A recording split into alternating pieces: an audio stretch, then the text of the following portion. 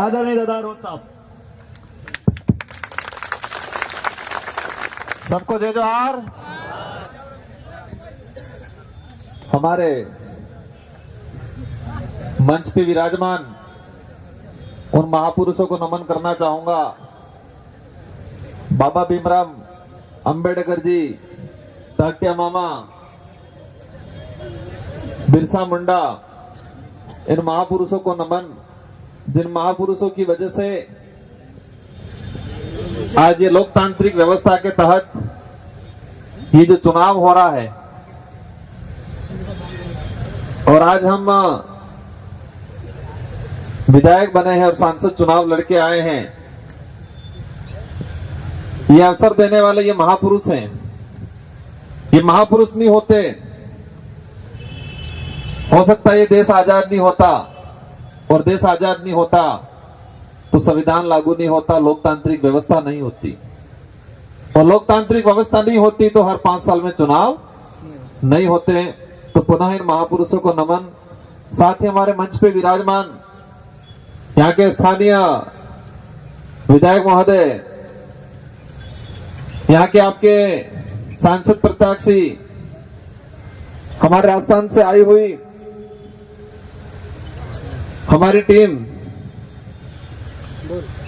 बांसवाड़ा, प्रतापगढ़, डूंगरपुर के सारे साथीगण, हमारी महिला विंग, हमारे माइनॉरिटी के भाई, एससी समुदाय के भाई, हमारे सरपंच साहब भाई केशु जी एवं समस्त पदाधिकारी गण, हमारे बिल प्रदेश विद्यार्थी मोर्चा के प्रदेश संयोजक, सभी मंच पे विराजमान तो इस क्षेत्र का नेतृत्व करता है। आप सब इन सब पे आशा लगा के बैठे हो कि इस क्षेत्र का, इस समाज का आने वाले भविष्य का कुछ अच्छा करेंगे। इन सारे नेतृत्वकर्ताओं को मेरी ओर से ये लोकसभा चुनाव का जो अग्रिम बधाई देना चाहूंगा।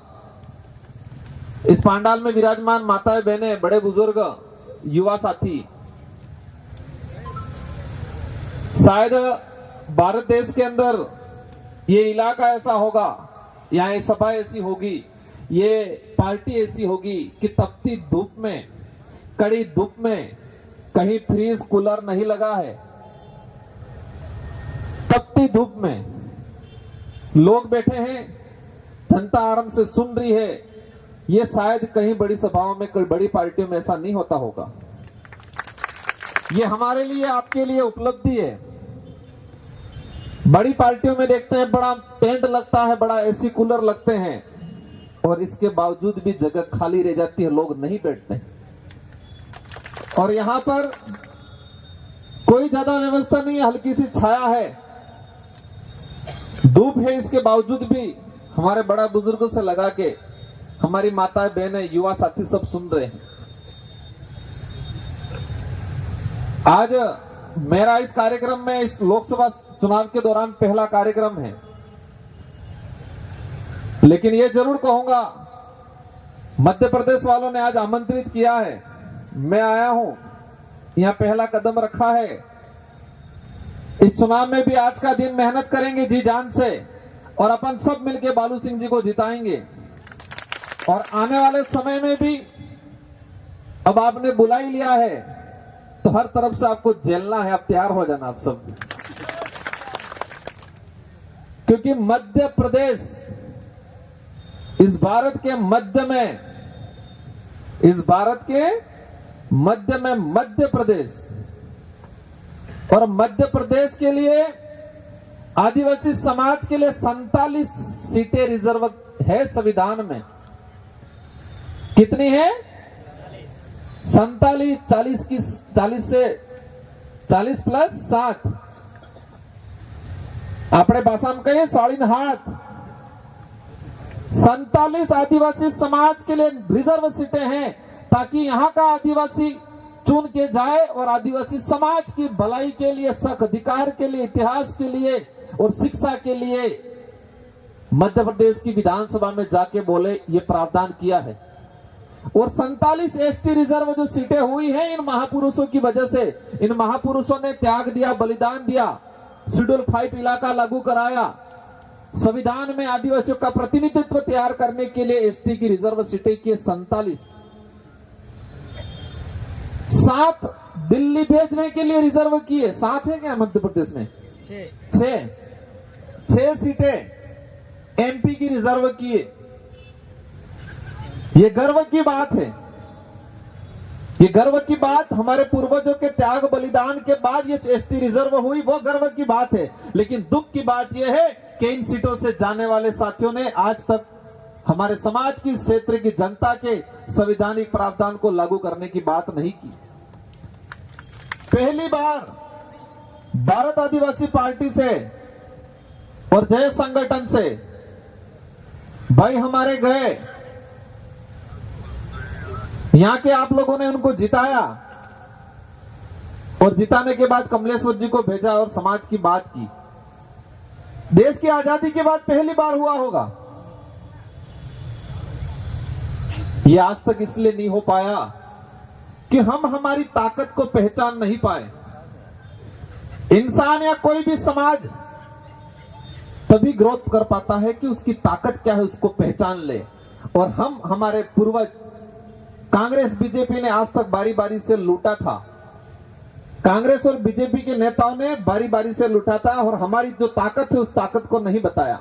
और हमारी ताकत है वो वोट है। क्या है?